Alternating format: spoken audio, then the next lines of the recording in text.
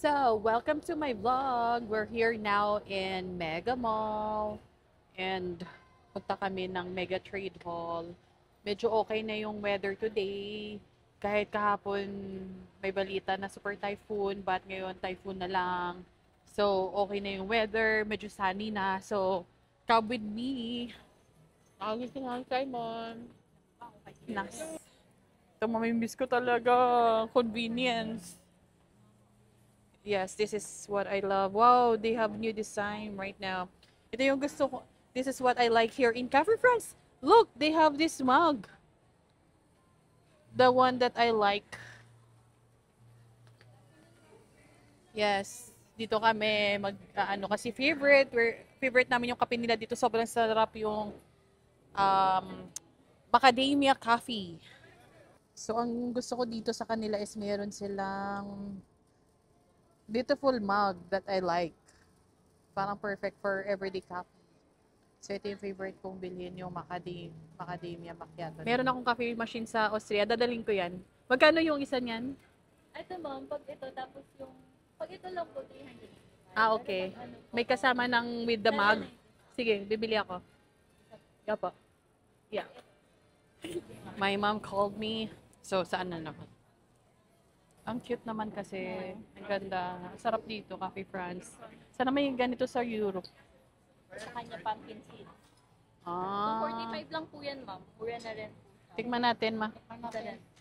Well, ito masarap dito. Talaga macadamia macchiato. Oh my gosh. I love this. Sarap nito, as in. And then, ito yung masarap dito. Wala sa Austria. DQ.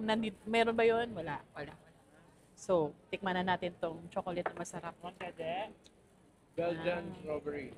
Maple. Hindi siya matamis. Sarap. Ah, sige. I love this. Alam mo naman, healthy living on. Ang dami. Ayun na. So, ito yung aperitif.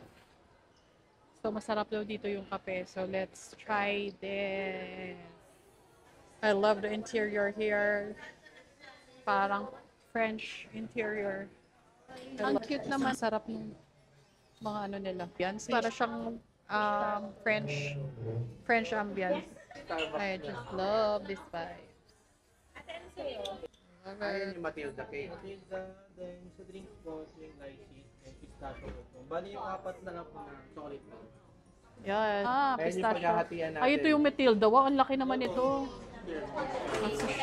Dubai chocolate. I love this. Sarap. Homemade. So, kailangan mo siyang i-chill talaga. Saan madadala ko to sa Austria, no? Dali mo. Ang cute ng kanilang design dito. Pero in fairness, sarap nito. Parang ito yung Dubai chocolate nila. Golden na pen chocolate bar. Nung ano nila, mga pastries, sarap. In fairness, sarap dito. I love it. Ito masarap dito. And may patik kumpa. I love it. Dadaling ko to sa Austria.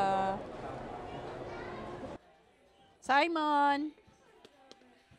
Yes, this is my favorite avocadoria. Oh my gosh, wala to sa...